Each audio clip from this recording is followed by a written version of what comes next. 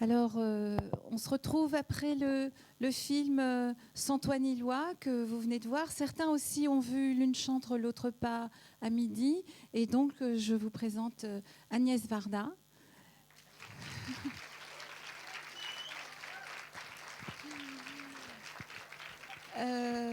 On va passer une heure ensemble. À la fois, on va évidemment revenir sur les films que vous avez vus, et tout d'abord Sans toi ni loi. Et ensuite, on fera un petit voyage dans le travail d'Agnès avec des extraits.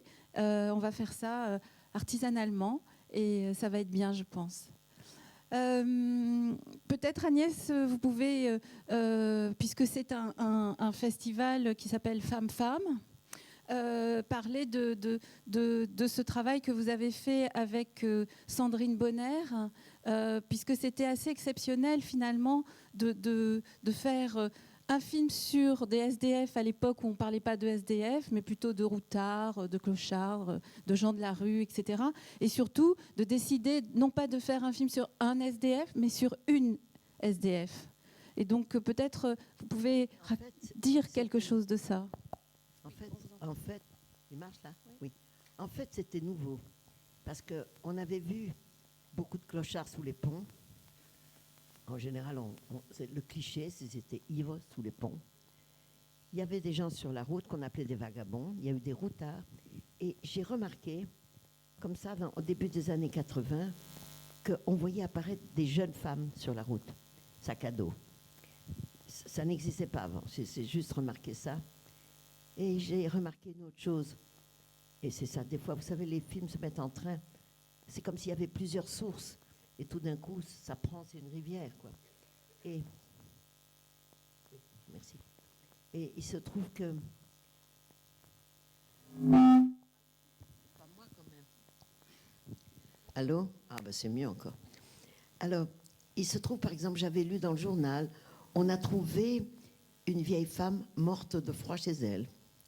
Une fois, un gendarme dans le sud m'a dit « Oh, vous savez, j'ai trouvé un jeune homme mort de froid sous un pommier. » Et je me disais, mais on est au XXe siècle, enfin, on y était encore. Il y a des chauffages de toutes sortes, au mazout, à pétrole, il y a des poêles, il y a des chauffages solaires, il y a l'électricité, il y a le chauffage central. Comment on peut encore mourir de froid comme au Moyen-Âge ? Ça me choquait. Peut-être que je suis une frileuse, née frileuse, mais je trouvais épouvantable de mourir de froid. Il y a plein de gens qui souffrent du froid, mais ce truc d'en arriver à ce point de mourir, ça m'obsédait aussi.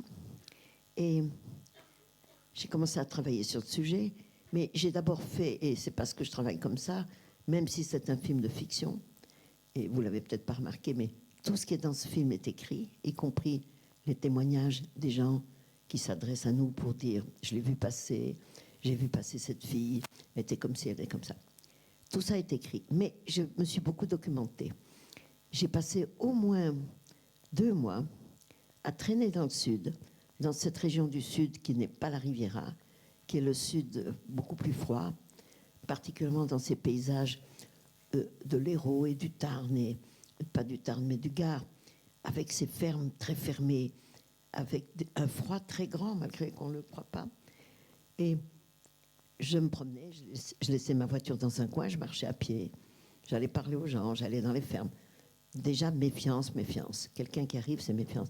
Il y avait même des fermes où une femme était seule, elle a envoyé un chien, ou même une qui a envoyé un jar une fois. Vous savez que ça mord les mollets, hein, ça fait mal.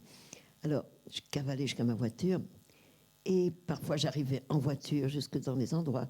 Je disais, je fais un documentaire sur la région, etc. J'étais très frappée comme ils détestent les étrangers. J'étais très frappée comme quand il y avait un vagabond ou une vagabonde, ils étaient vraiment repoussés. Alors, évidemment, 2-3 bistrots où ils pouvaient aller, et les gares. Donc, j'ai passé pas mal de temps dans les gares la nuit. Quand les gares, il n'y a plus de train, mais quand ils ne ferment pas les gares, c'était au début de l'hiver 84, merci. Et je restais très tard. Et à 1h, 2h du matin, il y en a toujours qui viennent vous demander « T'as pas une clope ?» ou quelque chose comme ça, ou bien « Qu'est-ce que tu fais là ?» Parce que j'avais déjà même plus l'âge des jeunes vagabonds, mais enfin, je fais pas, j'ai l'air de rien, donc j'étais là dans mon coin. Et ils venaient me parler. Et j'apprenais un tas de choses sur leurs allées et venues, pourquoi ils vont d'un endroit à l'autre, comment à quoi ils tiennent, etc. J'ai pris beaucoup de gars et de filles en stop. Les filles m'ont beaucoup plus étonnée, vraiment. C'était étonnant, comme elles étaient en même temps révoltées, farouches, et sans bon sens. Il n'y a pas de bon sens. Elles avaient des souliers qui n'allaient pas. Elles n'avaient même pas un couteau, un couteau pliant, même pas un minimum de camping, je dirais. Et elles avaient des petits blousons comme ça, un peu à la mode. Il faisait froid, quoi. Donc elles avaient leur duvet, évidemment. Ça, c'était le grand secours, le nid. Et après toutes ces informations que j'ai prises sur le direct, j'ai écrit le film. J'ai demandé à Sandrine Bonner de venir me voir. Elle était mineure, elle est venue avec son papa. Elle avait 17 ans et demi. Et elle avait déjà fait un très beau film avec Pierre Lac qui s'appelle À nos amours. J'avais trouvé extraordinaire, 2-3 ans avant, dans lequel elle était très déshabillée dans les films qu'elle avait fait. Alors j'ai dit à son père que là, pour la fois, ce serait le contraire. Son but, ce serait d'être très habillée et d'avoir chaud. Donc, il y aurait pas on la voit très loin au début du film. Elle sort de la mer comme ça, comme une divinité, mais mythologique. Mais après, on voit bien qu'elle va de saleté en saleté, parce que c'est un des sujets du film, la saleté. Saleté que notre société refuse. Avec énergie, on est dans un monde de désodorant, quoi. C'est pas que ça nous plaît, mais on est habitué maintenant à pas supporter la saleté, la plupart des gens. Or, les vagabonds et ceux qui ne se lavent pas, ils s'en fichent complètement. On s'est rendu compte, des fois on en a invité, on leur a proposé des douches, ils n'en avaient pas envie. C'est-à-dire qu'ils rentrent dans un système où ça ne compte plus. Et c'est ça que la société refuse. Donc ça m'intéressait de voir comment elle a été salie de plus en plus, y compris dans cette fête que vous ne connaissez peut-être pas, mais qui se passe dans un village, Curnon-Terral, près de Montpellier. Est-ce qu'il y a quelqu'un qui connaît Curnon-Terral? Oui, bravo. Et c'est une fête qui a lieu une fois par an, où des personnages blancs acceptent d'essayer de se faire salir par des gens qui envoient des chiffons, qui trempent dans la moue du vin, la lie de vin, des saletés, ils pissent dedans et tout ça. C'est vraiment dégoûtant. Et le jeu, c'est d'attraper avec ces costumes de monstres qui viennent depuis, c'est pas 100 ans, 200 ans. Alors ce jeu-là m'avait impressionné parce que je pense qu'il amène une violence. Voilà, je voulais pas qu'elle soit agressée par quelqu'un, qu'elle soit agressée par quelque chose de collectif. Et c'est épouvantable quand elle essaye d'aller là pour chercher du pain, qu'elle se fait taper dessus, et qu'elle a peur, qu'elle se cache dans la cabine. Et déjà, elle n'est pas bien, elle a perdu son duvet à cause du feu. Donc, c'est une dédringolade qu'elle a mise elle-même en place en refusant de parler, en refusant même d'être aidée par les... Vous avez vu les philosophes hippies, là, qu'elle ne veut même pas partager sa marginalité. Donc, c'est un personnage qui dit non tout le temps. Et j'ai même pas essayé, vous savez comme on fait dans certains films, y compris des films que je déteste, comme Le Parrain, par exemple, sont tous ces salauds, des proxénètes, des tueurs, ils se tuent entre eux, la mafia, tout ça. Et puis d'un coup, il y a une scène, on les voit en famille, ils sont sympathiques, ça a l'air de dire quand même, ils sont pas mal. Et ça, moi, ça ne me va pas du tout. Je voulais qu'elle soit antipathique d'un bout à l'autre, qu'on n'essaye pas de la sauver. C'est d'ailleurs pourquoi on la voit morte au début. Je suis en train de m'adresser à ceux... Et combien de vous ont vu Antoine Hillois, s'il vous plaît? Oui, un bon peu, comme on dit à 7. Oui. Donc, c'est surtout à vous que je faisais ces petits mots. Qu'est-ce qu'il y a? Est-ce qu'il y a une question particulière sur Antoine Hillois? Ou des questions? Oui, monsieur, madame, pardon.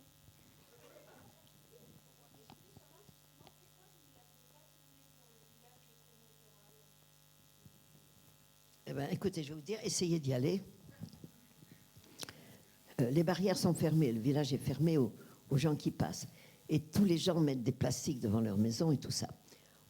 Et surtout, il y a 30 ans de ça, ils étaient tellement opposés à toute intrusion qu'ils ne voulaient aucun photographe. Il y en a un, quand même, Camberoc, qui est arrivé plus tard, mais ils étaient opposés. Quand on est allé les voir, ils ont dit pas question, on ne veut pas de télé, on ne veut pas de film. J'ai insisté, ils m'ont dit on vous donne 5 minutes. Donc, comme il y a un arrêté préfectoral qui dit que de 3h à 6h, ils peuvent faire ce qu'ils veulent, donc la police est prévenue, le village est fermé, et ils nous avaient dit on vous donne de 3h à 3h05.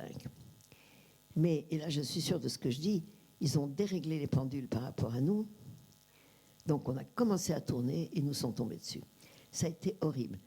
Sandrine, elle a eu le droit d'être trempée dans le paquet. Moi, je me suis un chiffon qui me bouchait les oreilles, le nez et tout. Et heureusement, il y avait quelqu'un du village qui nous avait dit, si vous êtes en problème, réfugiez-vous chez nous. On a tous couru, surtout que la caméra, c'était dangereux et tout ça. Et après, on s'est douché pendant des heures. Ah, ils nous ont vraiment pas loupé parce qu'ils nous ont laissé faire 2 ou 3 minutes et puis ils nous sont tombés dessus. Donc, pour faire la scène, on l'a reconstituée ailleurs. Et déjà, c'était compliqué qu'il y en ait qui acceptent de revenir avec leur costume et tout ça. Donc, on n'a pas dit où on était. Mais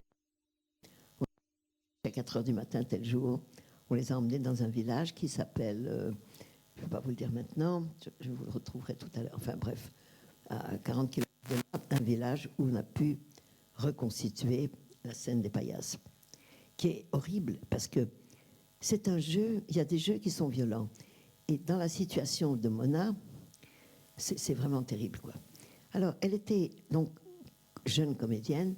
Il y avait une vraie comédienne qui était Macha Merrill, qui jouait cette femme spécialiste de platane de relative bonne volonté et qui se rend très bien compte que on peut prendre en stop une fille qui pue, mais déjà, moi j'ai fait l'expérience. J'ai essayé d'aller au restaurant avec une fille comme ça, et ils ne vous veulent même pas, les restaurateurs. Ils disent oh, je vous en prie, passez votre chemin et tout ça, parce que on les veut pas, quoi. Et cette prof de platane, elle essaye avec un petit peu de bonne volonté, mais qu'est-ce que vous voulez qu'elle fasse? Elle ne va pas la prendre chez elle, elle ne va pas l'adopter. Donc, il y a toujours un moment où il y a un petit coup de main, mais on est obligé de la renvoyer à sa solitude. Donc, tous ces thèmes-là m'intéressaient, non seulement la maladie des platanes, mais l'attitude relativement sympathique qui débouche tout de suite sur rien, si j'ose dire. Et la petite, elle assume qu'elle est en colère contre la société. Et tout le monde répète ça. On est contre la société. Voilà, la société, c'est tout. C'est quelquefois des familles.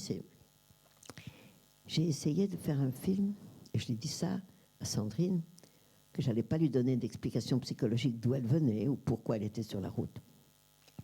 On a fait une liste de ce qui serait possible. Chassée par son père, sortie de prison, sortie d'un foyer pour jeunes filles, battue avec quelqu'un, échappée de sa famille, etc.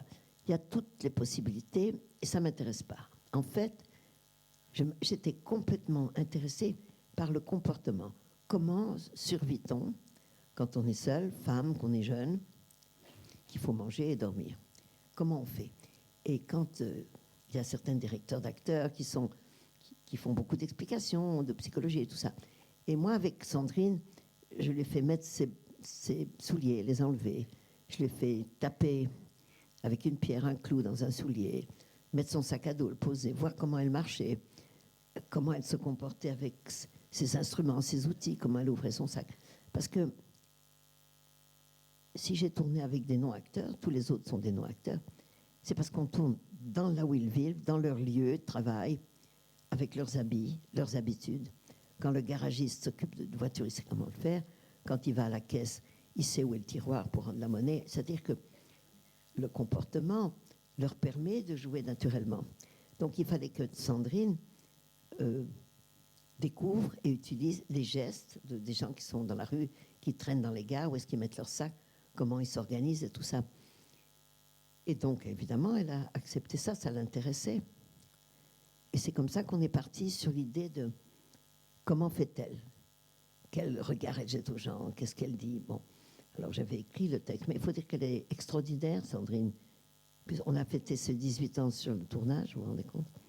Elle est devenue majeure sur le tournage.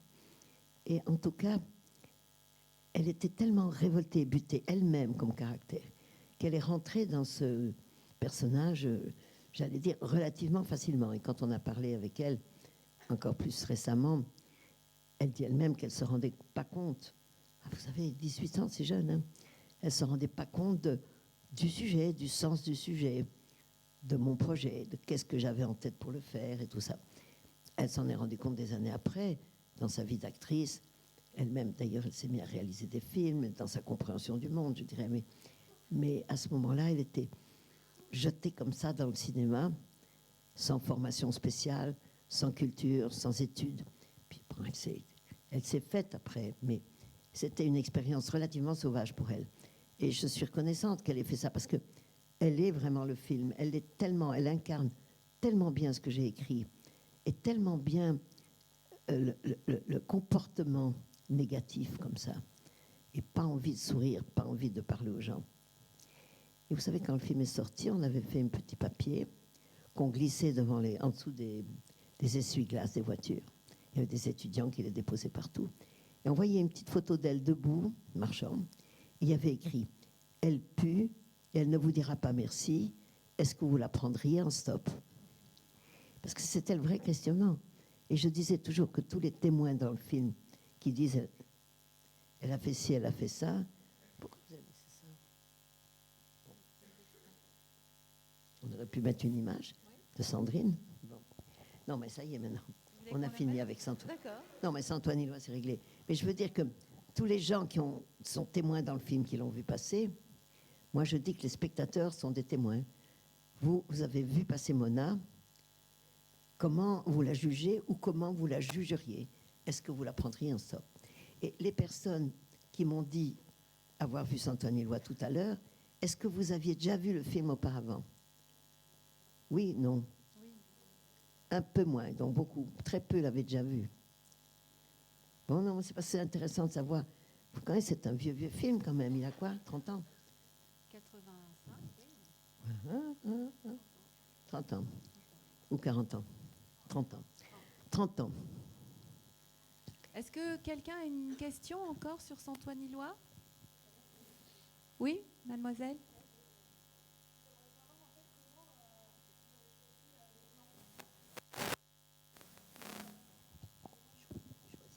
Les plans. Quel plan?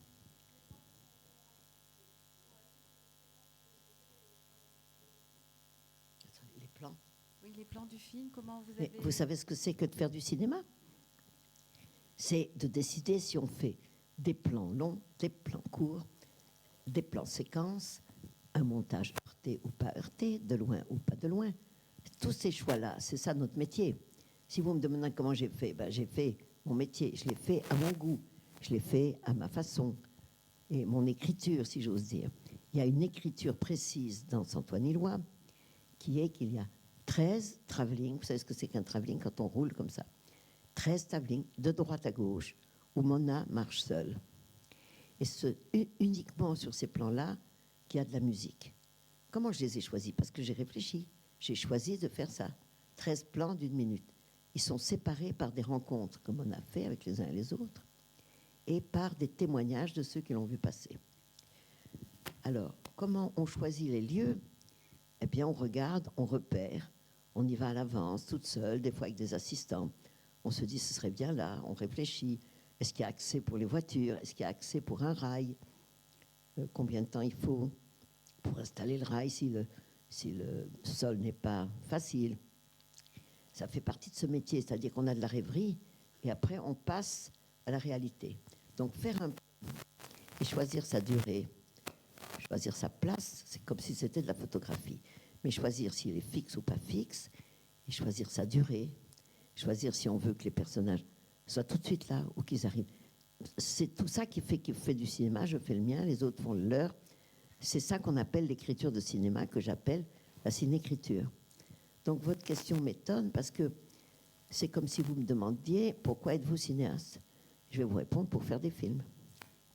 En même temps, est-ce que quand vous avez fait Santoine Ilois, vous faisiez les travelling en même temps que vous faisiez les rencontres, ou est-ce qu'il y a eu un moment où vous avez fait toutes les rencontres et un moment où vous avez fait tous les travelling? Non, c'était ça. C'est par rapport à la géographie, vous savez.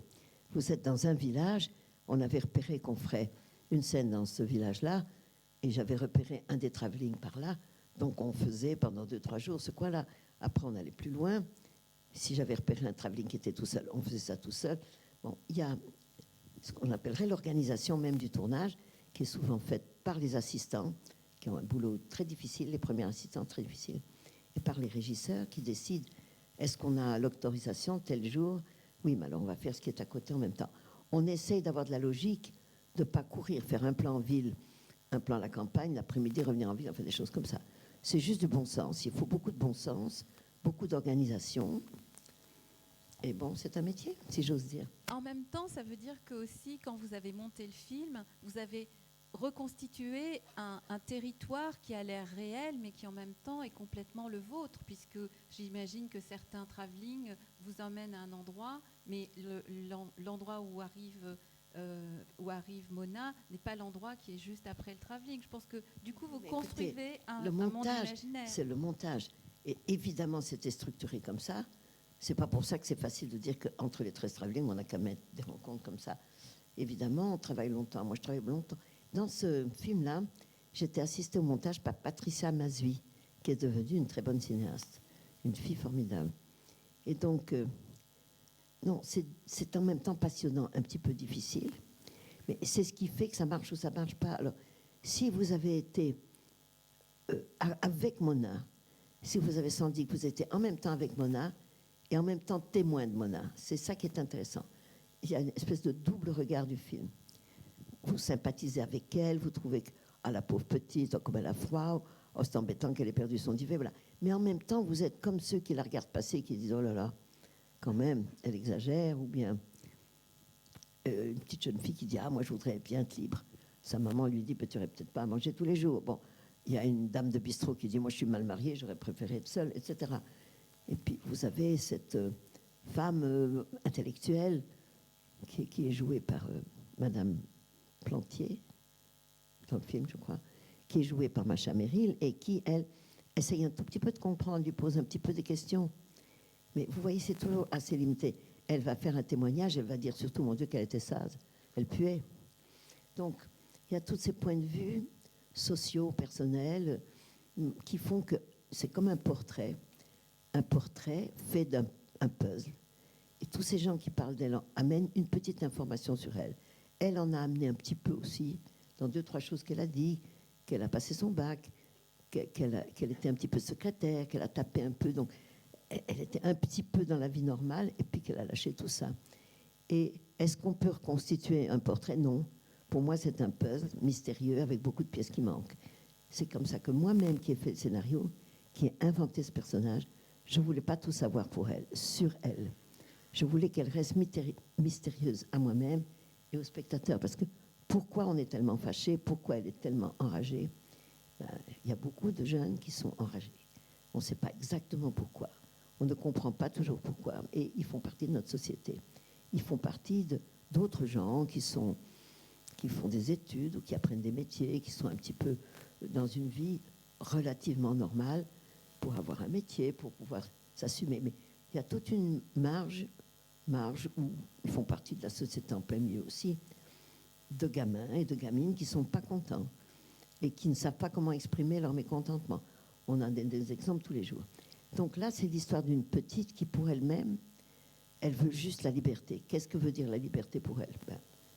Ne pas avoir de petit chef, comme elle dit, ne pas travailler, ou en tout cas un minimum, juste subvenir à ses besoins et marcher, et aller sur la route. Et c'était intéressant. Moi, j'aimais beaucoup ce personnage, mais en même temps, je reconnaissais que je la comprenais même pas tout à fait.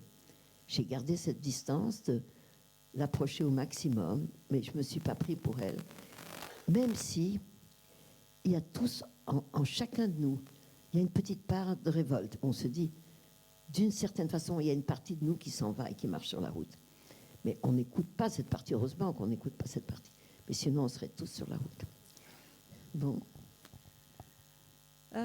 Vous voulez qu'on montre quelque chose ou est-ce que oui, est-ce que ce personnage de Mona a quelque chose à voir avec le personnage de Cléo?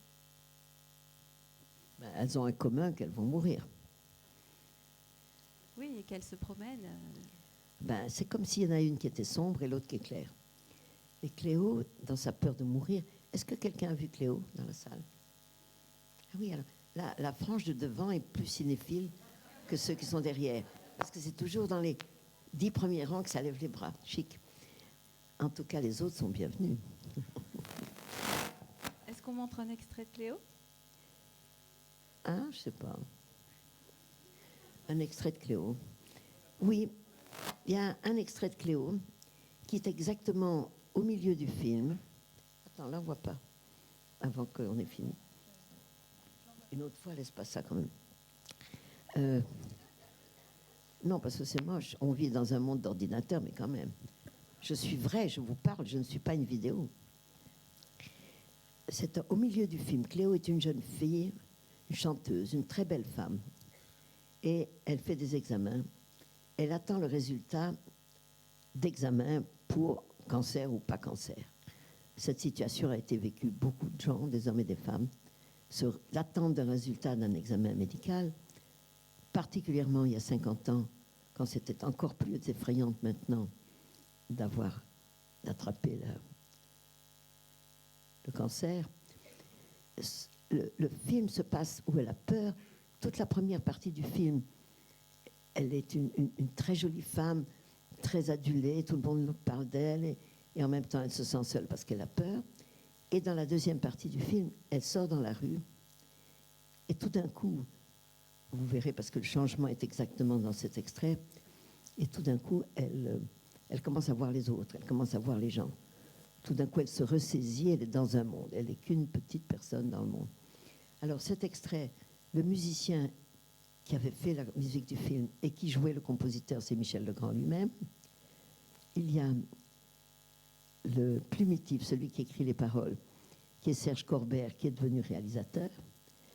La gouvernante, sur le moment je ne trouve pas son nom. Et donc c'est le moment où elle chante une chanson très triste qui s'appelle Sans toi ni loi, qui s'appelle, Sans toi, T-O-I. Là, on glisse vers l'autre film. C'est ça qu'ils ont en commun, un petit bout du titre. Donc, Sans toi, T-O-I, et ça commence toutes portes ouvertes, en plein courant d'air. Je suis une maison vide, sans toi. Et puis, il y a plusieurs chapitres, et là, l'extrait commence vers la fin de la chanson.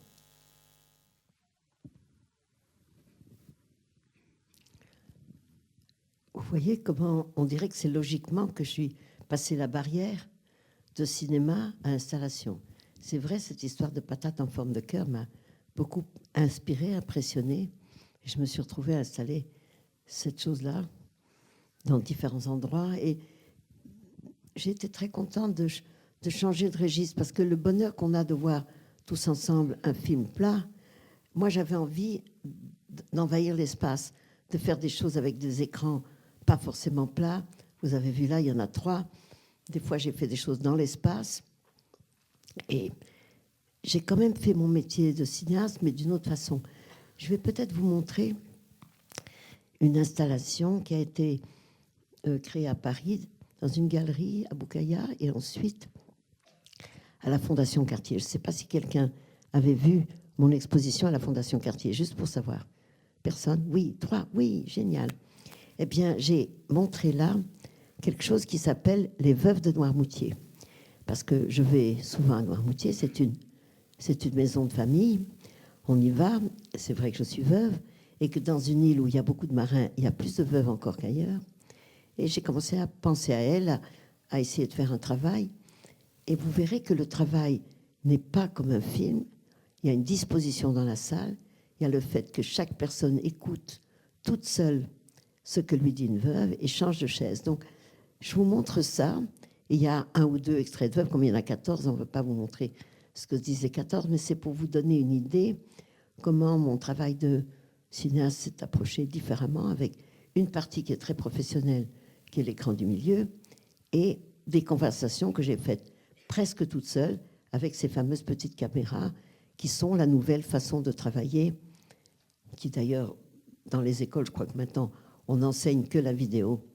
Mais disons que c'est un des moyens, des nouveaux moyens qu'on a de faire du cinéma différent. Alors, on peut mettre les Veuves de Noirmoutier ?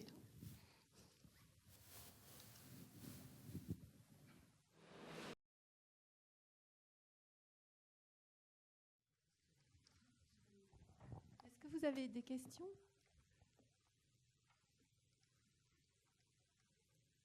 Oui. Est-ce que le fait que ça soit du 35 mm, milieu, c'est un petit peu une certaine métaphore du cinéma? Est-ce que Ça soit du 35 mm au milieu, que le reste, ça soit des vidéos, comme vous avez dit, en format entier? est-ce que le fait qu'au milieu, vous avez choisi de mettre un film qui est en 35 mm, c'est une façon de dire que vous êtes une veuve de cinéma? Je suis une veuve tout court, mais je suis une cinéaste en plein. Mais c'est une façon de dire, de réconcilier cette idée. Il n'y a pas d'un côté le cinéma professionnel et d'autre part ce qu'on fait en vidéo. Justement, j'ai demandé à Eric Gauthier, qui est c'est une très belle image 35, mais elle est projetée en 35. Bon, dans les installations, on la renvoie en vidéo parce que c'est compliqué des fois, on l'envoie suivant les endroits. Mais c'est une façon de réconcilier. D'ailleurs, je vais vous montrer quelque chose parce que, au fait, dans les dernières années de ma vie, j'ai trouvé intéressant de changer de travail parce que j'avais fait quand même quelques 50 ans de loyaux service pour le cinéma, plus ou moins traditionnel, en 16, en 35, mais je trouvais que cette installation-là, par exemple, elle est très intéressante pour moi parce qu'on a envahi l'espace. Les gens ont un rapport direct avec chaque veuve, mais ils sont ensemble à avoir des rapports directs. Ils attendent pour avoir leur chaise libre parce qu'ils ont repéré que celle-là leur plaît bien. Il y a quelque chose dans la confidence presque qui peut exister au cinéma. Il y a des films où on a l'impression qu'on est à côté des gens, mais là, il y a en même temps la distance parce que on n'entend pas les autres, mais on sait qu'elles sont là. Donc, disons que la recherche du son dans l'espace, de l'espace même, et du rapport entre le regardeur, spectateur, et moi qui ai fait le film, est très différent. C'est cette expérience-là que je tente depuis quelque temps. J'aimerais vous montrer un truc que je fais. Est-ce que tu as la visite de la galerie Obadia, là, quelque part? Attends. T'as Obadia? C'est toujours des menus, alors.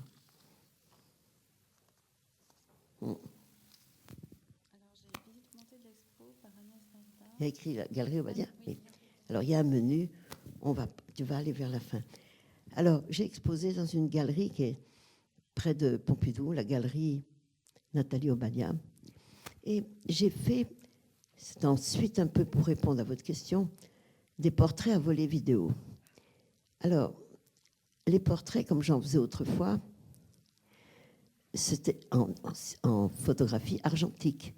Développée, on attendait, on voyait. Après, on tirait sur papier argentique. Et puis, on peut aussi faire des photographies en vidéo et les tirer en numérique. Ou des photographies avec l'iPhone et les tirer en numérique. Tout ça me passionne. Et comment est-ce qu'on passe de l'un à l'autre? Comment est-ce qu'on réconcilie tout? Alors, je vais vous montrer ce que j'appelle portrait. Il y a écrit portrait à volet vidéo vers la fin du menu. Je ne vois pas, mais je vais peut-être aller. On attend que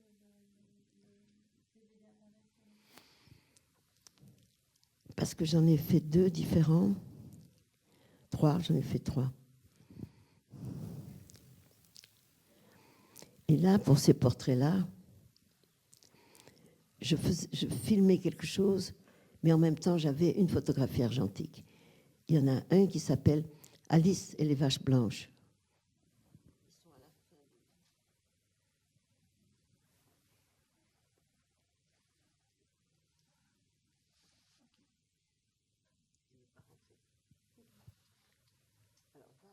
Alice et les vaches.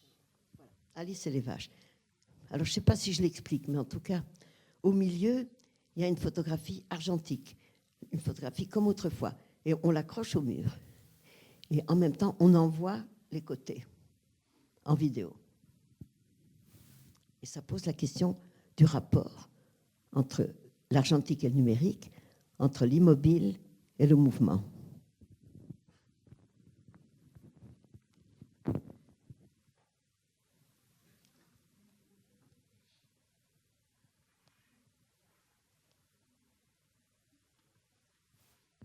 Vous voyez là, on est au cœur du problème parce que les vaches ne me bougent pas beaucoup. Bon, après elles bougent, mais ça m'intéressait de voir quelle est cette différence entre très peu bouger et être immobile. C'est-à-dire que ce qui m'intéresse aussi, c'est de m'expérimenter moi-même. Qu'est-ce que nous ressentons devant ces problèmes-là du mouvement, de l'immobilité, de la photo et du cinéma? Voilà. Est-ce que vous trouvez ça intéressant ou est-ce que ça vous énerve? Parce que c'est... Non, est-ce que ça vous plaît de voir que ça bouge à peine et que l'autre ne bouge pas du tout? Il n'y a pas de réaction là?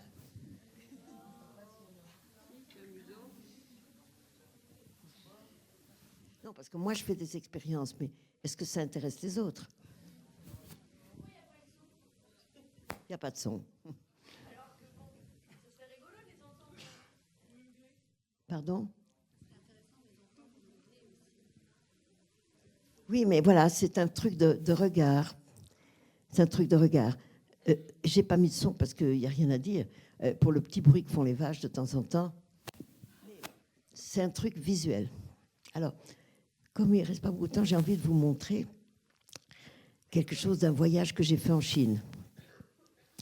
Et comment, encore une fois, mon travail de cinéaste, de vidéaste et même de photographe fait que j'avais été en Chine en 1956, quand la Chine n'était pas encore reconnue par les Nations Unies. J'ai fait énormément de photographies à l'époque. Et donc, là, je me suis retrouvée montrer ce que je fais maintenant, des installations et des photographies. C'est ce que, sur la fin de ma vie, j'essaie de faire, c'est-à-dire réconcilier tous mes propres métiers, c'est-à-dire la photographie, le cinéma, la vidéo, le couleur, le noir et blanc, le mouvement, l'immobilité. Et toutes ces choses qui sont des pistes différentes des métiers d'image et de son, j'essaye de les juxtaposer, de les mélanger, de les opposer, parce que ce sont des moyens qui vous arrivent. On est bombardé par d'images, les images de la télévision, mais on voit des photos partout, on voit des pubs partout, on voit des photos dans les journaux. Vous faites presque tous des photos sur vos petits appareils, vous les envoyez directement aux amis, à la famille, on fait des rigolades, on fait des choses. Donc, c'est devenu tellement courant de faire des images maintenant que moi, dont c'est le métier depuis si longtemps, j'essaie de percevoir quelles sont ces différences entre tous ces jeunes gens, ces jeunes filles qui veulent faire du cinéma. Et dans les écoles, pour le moment, on leur propose que de la vidéo comme outil de travail. C'est très bien, hein, moi j'ai fait un film entier en vidéo. Mais les plages d'Agnès, je sais pas, quelqu'un a vu les plages d'Agnès? Oui, un peu, toujours plus ou moins les mêmes. Et merci. Et ça, c'est tourné avec une grosse vidéo. Et c'est soigné comme si c'était du 35. Moi, il y a des petites choses que j'ai faites. J'ai fait une série sur Arte qui s'appelait De ci, de là. J'ai tourné avec une vidéo grande comme une main, pratiquement partout dans le monde. À part que les interviews des artistes, je les faisais sur pied. Donc, je pense que les moyens techniques, c'est plus ça qui est important. Mais comment on peut réconcilier tout? Qu'on ne se dise pas, ah, autrefois les photos, ah, autrefois. Non, il y a juste image, son, émotion, partage. C'est ça mon truc. Et là, je pense que ça va vous distraire pour finir, c'est-à-dire que je suis allée en Chine et voilà ce que j'ai montré en Chine il y a 2-3 ans.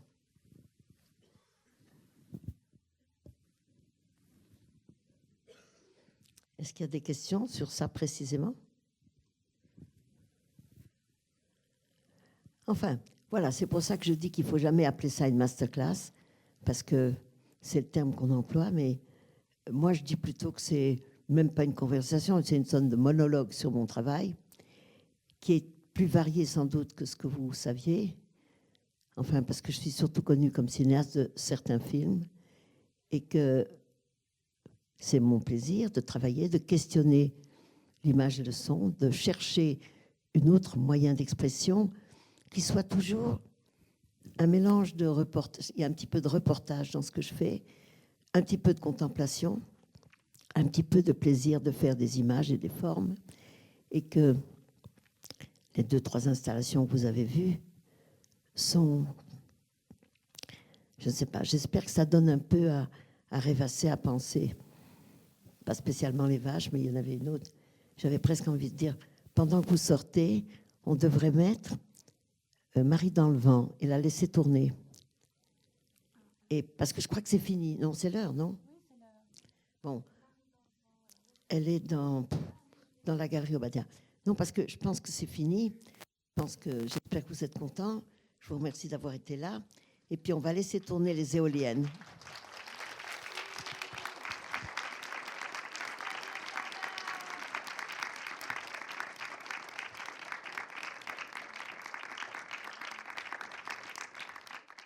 Vous voyez là, le vent est immobile Et sur les côtés, c'est le vent qui fait marcher. Voilà.